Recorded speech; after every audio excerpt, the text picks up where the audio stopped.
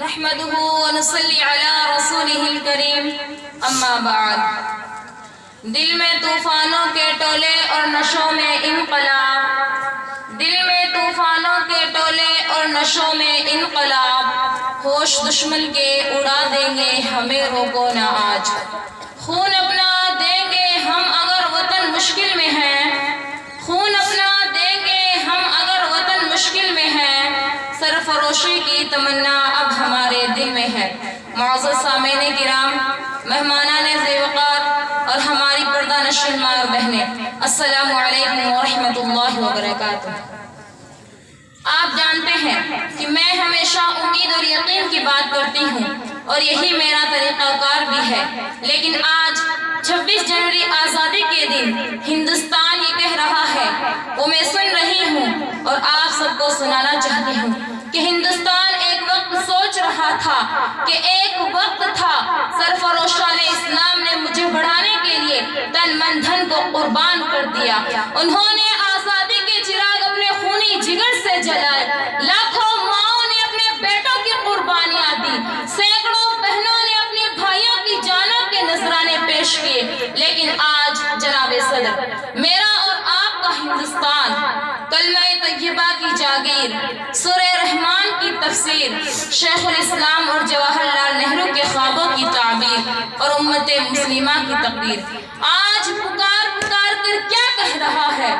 چہار سمتوں سے سخت اندھیرے میرے ہی جانب بڑھ رہے ہیں، چہار سمتوں سے سخت اندھیرے میرے ہی جانب بڑھ رہے ہیں، ان لٹیروں میں رقص کرتے ہوئے درندے، وہ جن کی آنکھوں سے، وہ جن کی ہاتھوں سے خون انسان ٹپک رہا ہے، میں انہی لٹیروں میں گر چکا ہوں، وہ میرے ہی جانب بڑھ رہے ہیں۔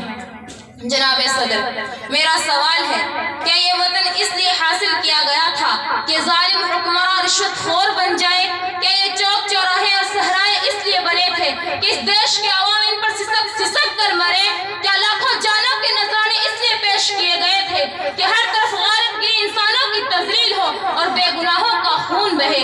کیا یہ پاسبان وطن اس لیے بنے تھے کہ جلاد بن جائے اور مظلوم کیا ہے عدالتوں سے ٹکرا ٹکرا کر واپس آ جائے؟ کیا دھرتی پر اناج اس لیے اگا تھا کہ غریب کے منہ سے نوالا چھین لیا جائے؟ کیا ہزارہ ریاستیں اس لیے حاصل کی گئی تھی کہ ذہنیت والوں کے ہاتھ میں ملک کا نظام رہے؟ کیا یہ چمن اس لیے سینچا گیا تھا کہ غیر ملک کی جاہلیت، ٹول اور ٹیکس، بم دھماکوں کی دڑدڑاہٹ اور پچھم فولاد ہو؟ نہیں نہیں، ہم خاموش کیوں؟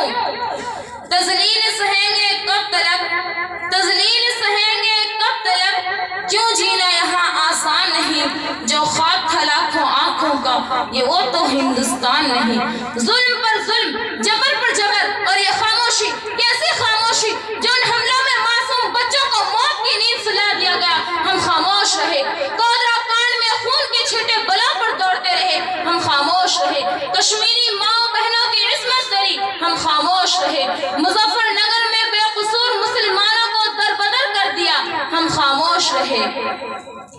دیش دروہی کو یہ ہندوستان بھی کہتے ہیں، دیش دروہی کو یہ ہندوستان بھی کہتے ہیں، مسلمہ ہے وفا کو حاصل ایمان بھی کہتے ہیں، مگر غیرت نہ جانے کیا ہوئی اہل قیادت کی، مگر غیرت نہ جانے کیا ہوئی اہل قیادت کی، وطن کو لوٹتے بھی ہیں، وطن کو ماں بھی کہتے ہیں۔